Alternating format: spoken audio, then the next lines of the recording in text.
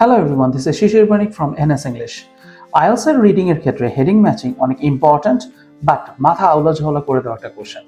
And heading matching এর কারণে আমাদের যেমন অনেক বেশি টাইম নষ্ট হয়, আবার অন্যান্য কোশ্চেন্সগুলো আমরা অ্যান্সার করার বা অ্যাটেম্প করার সুযোগ আমরা হারায় ফেলি।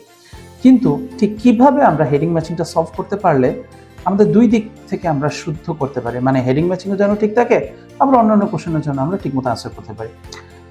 প্রথম স্ট্র্যাটেজি হচ্ছে হেডিং ম্যাচিং যেই প্যাসেজে থাকবে আমরা সেটা সবার শেষে করি, তাহলে যেটা হবে অন্যান্য কোশ্চেন্সগুলো আমি সবার আগে সলভ করে ফেললাম। অ্যান্ড এরপর হেডিং ম্যাচিংয়ে যখন আমরা সবার শেষে আসতেছি তখন আমাদের মাথা থেকে যে থিঙ্কিং ক্যাপাসিটি, এটা কিন্তু আমি অনেক সুন্দর করে করতে পারতেছি। তার মানে কি, আমার মাথার মধ্যে তখন শুধুমাত্র হেডিং ম্যাচিং নিয়ে টেনশন থাকে, আর অন্য জিনিস নিয়ে টেনশন করার কোনো দরকার নাই। Let's have a look that how we can do without heading matching.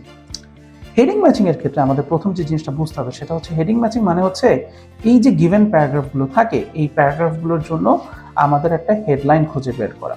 প্রথমে যে হেডলাইনটা থাকে সেটা হচ্ছে হোল প্যাসেজের একটা হেডলাইন থাকে, যেমন দ্য স্টেপ পিরামিড অফ ডিহোসার। এখন এখানে আমাদের যেটা দেখতে হবে সেটা হচ্ছে যে ছোট ছোট যে ইন্ডিভিজুয়াল প্যারাগ্রাফগুলো আছে সেটার আমরা হেডিং ম্যাচিংটা কিভাবে করতে পারি এবং এটার জন্য হেডলাইনটা আমরা কিভাবে বের করে নিয়ে আসতে পারি নিচের অপশন থেকে। এটা সবচেয়ে সুন্দর একটা ট্রিক হচ্ছে যে কোনো একটা গিভেন প্যারাগ্রাফের আপনার প্রথম 2 বাক্য পড়া, বেশি না, 2 বাক্য থেকে 2 লাইন। এর বেশি পড়লে যেটা হবে যে আপনি পুরো প্যারাগ্রাফটাই পড়ে ফেলতেছেন এবং আপনার টাইম নষ্ট হচ্ছে। বাট আমরা সেটা করব না। আমরা কি করব, আমরা প্যারাগ্রাফের টপিক সেন্টেন্স হিসেবে যেটা প্রথম সেন্টেন্সটা থাকে এবং যতটুকুর মধ্যে আপনার এই প্যারাগ্রাফটার জিস্ট বা মেইন কথাটা থাকতে পারে আমরা ওই জায়গাটা শুধু পড়ার চেষ্টা করব।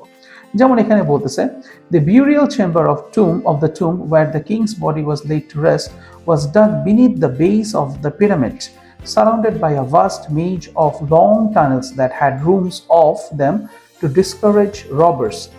One of the most mysterious discoveries found inside the pyramid was a large number of stone vessels. Over 40,000 of these vessels of various forms and shapes were discovered in storerooms of the pyramid's underground passages. তার মানে আমরা বুঝতে পারছি এখানে যে ডিজোসারের পিরামিডের কথাটা বলতেছে সেটার ভিতরের কোনো জিনিসের কথা বলতেছে, মানে পিরামিডের ভিতরে কি ছিল সেই জায়গার বর্ণনা দিচ্ছে। এখন আমরা যদি আমাদের অপশনসে দেখি তাহলে আমরা দেখতে পাচ্ছি, যেমন এখানে বলতেছে the area and the artifacts within the pyramid itself, the pyramid design that others copied, an incredible experience despite the few remains. আমরা এখানে দেখতে পাচ্ছি যে এখানে নাম্বার 1 যে অপশনটা আছে সেটা বেশি কারেক্ট বা একমাত্র আনসার, কারণ এখানে বলতেছে the areas and artifacts within the pyramid itself, মানে পিরামিডের ভিতরে যে জিনিসটা আছে।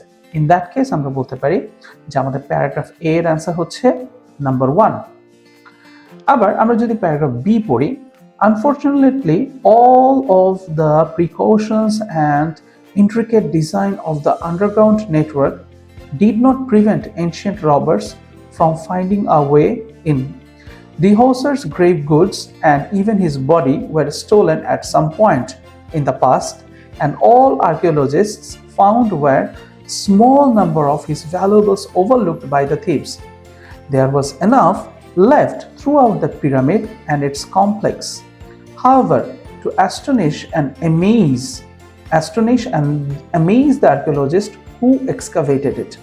তার মানে এখানে যতটুকু বাকি ছিল, মানে রবার্টসরা অনেক কিছু চুরি করে নিয়ে গেছে, টাইম টু টাইম অনেক কিছু নষ্ট হয়ে গেছে, কিন্তু তারপরেও যতটুকু বাকি ছিল যে ফিউ রিমেইনস, মানে আপনার কি হচ্ছিল যে এটার ভিতরে there was enough left throughout the pyramid, মানে পিরামিডের ভিতর পর্যন্ত, and the complex, পুরো কমপ্লেক্সটা জুড়ে, এবং যেটা বলতেছে to astonish and amaze the archaeologists who excavated it।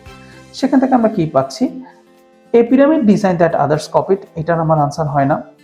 an incredible experience despite the few remains, কারণ কি বুঝতে পারলাম যে ইনক্রেডিবল এক্সপিরিয়েন্সের কথাটা কিভাবে আসছে, এই যে মানুষ কি হয়ে গেছিল, আপনার কিছু অ্যামেজড হয়ে গেছিল বা অ্যাস্টনিশ হয়ে গেছিল। আর ফিউ রিমেইনস মানে কি, এনাফ লেফট, যতটুকু যথেষ্ট পরিমাণ কি ছিল আপনার এখানে ছিল সেইটার সাথে রিলেট করে আমরা বলতেছি an incredible experience despite the few remains. তাহলে আমরা বলতে পারি আমাদের প্যারাগ্রাফ বি এর আনসার হচ্ছে এই 3 নম্বর অপশনটি। অন্যদিক থেকে আমরা বাকি থাকি এটা নিয়ে যে Egyptologist Miroslav Werner writes, Few monuments hold a place in human history as significant as that of the Step Pyramid in Saqqara. It can be said without exaggeration that this pyramid complex constitutes a milestone in the evolution of monumental stone architecture in Egypt and in the world as a whole. The Step Pyramid was a revolutionary advance in architecture and became the archetype which all the other great pyramid builders of Egypt would follow. এটার answer কিভাবে? এটা হচ্ছে 2 নম্বরটা, a pyramid design that others copied. এখন copy করার ব্যাপারটা কোথা থেকে আসলো? এই যে এখানে বলতেছে যে archetype which all the other pyramid builders of Egypt would follow, যে অন্যান্য ডিহোর্সার্সের যে পিরামিডটা আছে, এই সাক্কারাতে যে স্পেশালি এই পিরামিডটা আছে, এই পিরামিডটা দেখা যাচ্ছে যে আগামী সময়গুলোতে মানে পরবর্তীতে যখন আরো পিরামিড তৈরি করা হয়েছিল সেই পিরামিড বিল্ডারদের জন্য এটা একটা এক্সাম্পল ছিল, বা এটা একটা আপনার হচ্ছে হলো মানে এইটার ডিজাইনটি সবাই কি করছে শেষ পর্যন্ত কপি করছে বা ফলো করছে। সো কপি করাটা এখানে ফলো করার সাথে প্যারাফ্রেজ বা রিলেটেড হয়ে আসছে, অ্যান্ড দ্যাট ইজ ওয়াই আমাদের প্যারাগ্রাফ সি এর অ্যান্সার হচ্ছে আপনার নাম্বার 2, যে অন্যান্য সবাই কি করছে, a pyramid design that others copied.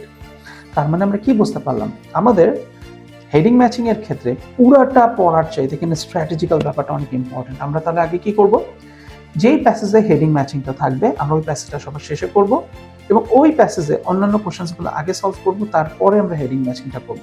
কেন? তাহলে যেটা হবে, আমার হেডিং ম্যাচিং সলভ করার আগে সবগুলো কোশ্চেন আমার আনসার করা শেষ, তার মানে এক ধরনের টেনশন আমার একদম ডান।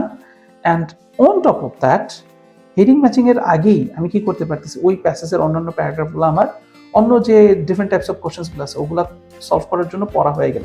সো অলরেডি ওই প্যারাগ্রাফগুলো কিন্তু আমার পড়া হয়ে গেছে। সো এইভাবে এফিশিয়েন্ট ওয়েতে আমরা কি করতে পারি, হেডিং ম্যাচিং আমরা সলভ করতে পারি আইএলটিএস রিডিং টেস্টে।